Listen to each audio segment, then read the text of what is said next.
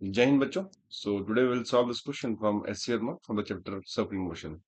तो अच्छा क्वेश्चन है, तो वीडियो को एंड तक देखें और वीडियो में कमेंट जरूर करें। Question is a table with smooth horizontal surface is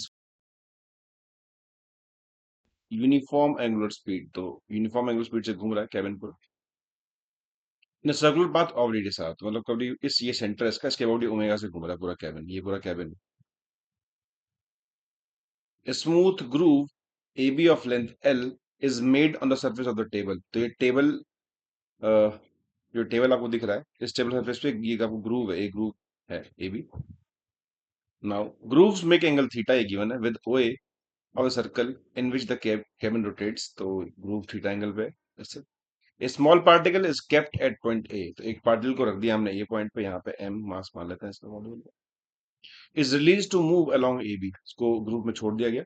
Find time taken by the particle to reach the point B। तो कितनी देर में B पहुंच जाएगा।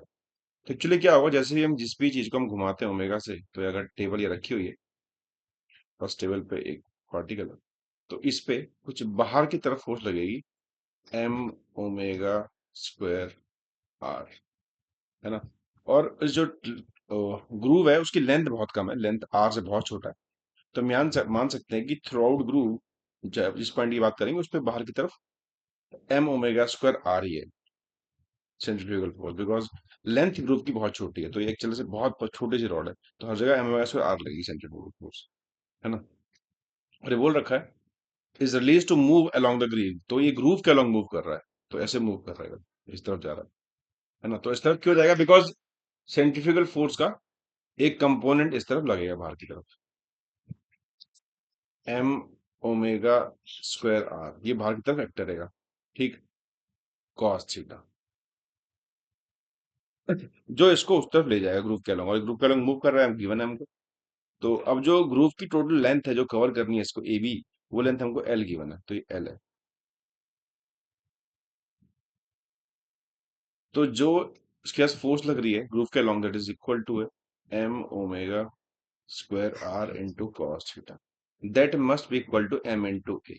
एम से एम कट गया, ए निकल के आया omega square are cos theta. तो इतना एक्सेशन इस पार्टिकल पे ग्रुप के अलोंग लगेगा, और इसके अलोंग ये मूव कर सकता है। तो अब मैं इस इक्वेशन में मोशन लगा लेता हूँ, S equal to U T plus half A T square.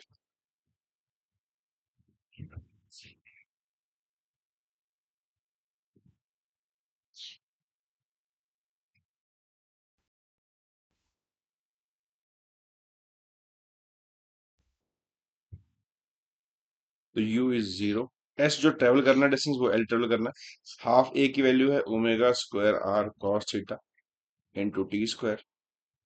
So T is equal to two L upon omega square are cos theta. तो this is the time in which the particle will reach at point B.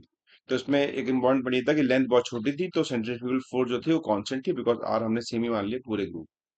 और फिर हमने equation निकाले group के along कितना है, and then applied equation of motion. So time, इस time में वो बी पॉइंट पे पहुंच जाएगा। तो आई बिलीव कि आप लोग क्वेश्चन क्लियर होगा, तो वीडियो में कमेंट जरूर करें और इस तरह के कंटेंट के लिए मुझे फॉलो करें। Thanks for watching.